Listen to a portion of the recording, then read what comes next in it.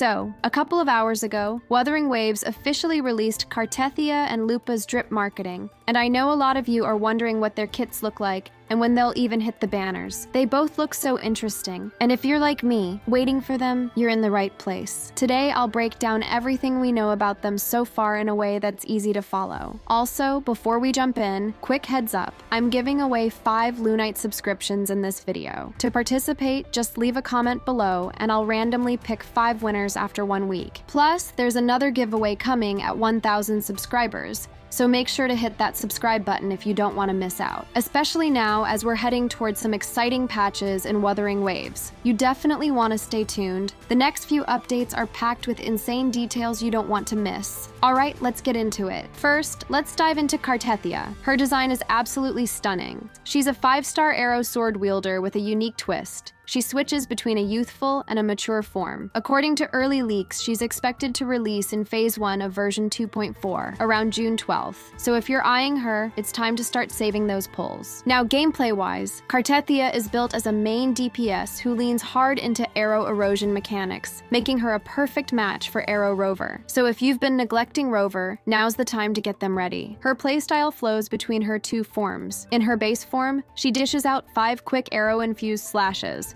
and has 2 distinct heavy attacks. But once she triggers her Resonance Liberation, she transforms into her adult form, and that's when everything changes. Her basic attacks, her skills, even her animations. It's like playing a whole new character. In this transformed state, her 4th basic attack consumes arrow erosion stacks to deal bonus aerial damage and builds forte stacks. Her skills change too. In her base form, she leaps into a burst of AoE arrow damage, which chains perfectly after her 3rd basic. In her adult form, the skill hits even harder with massive AoE damage, consumes 2 erosion stacks, and builds up more forte. Her Resonance Liberation is a showstopper. It not only triggers her transformation, but also summons an arrow burst, stuns enemies, and lifts her into the air where she can chain attacks, dodge midair, and reposition freely. It's a dream come true for players who love mobility and flashy combos. Her forte system is all about stacking and consuming arrow erosion for maximum damage. Once she hits 4 forte stacks,